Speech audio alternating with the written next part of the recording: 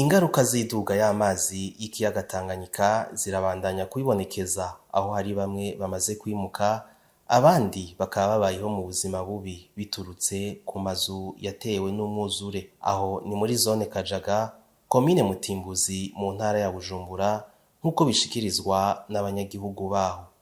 Mu vyumba, ahantu hose ducana amazi, ndetse n'amatwarete yarabomaguritse. Kandi amatwarete amaze kubomoka imicafu.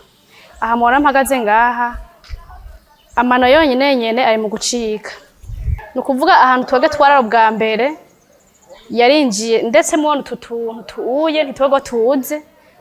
Mu gihe twaje umva turatibuka tugaca tubora. Wuguruye umwango nk'ukuye amazi agaca yinjira agaca vyinjirana. Utuye tumaze kubora hagaca hanuka.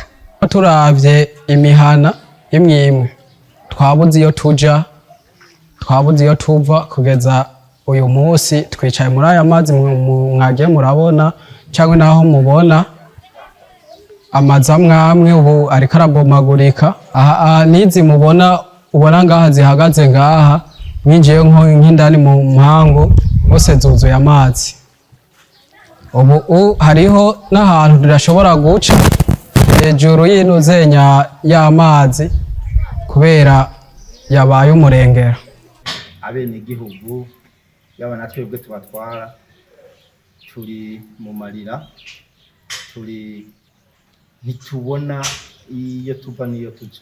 Abo banyagihugu baragira ico basavye. Koronka nk'abagira neza bakadufasha bakaturonderera nk'amahema, hanyuma tukaba turabayemwo kuko amazu amwe yose yabomagurishe. Urugero rw'amazi y'ikiyaga Tanganyika rukaba ruduze santimetero 52 mu kiringo c'imyaka 3.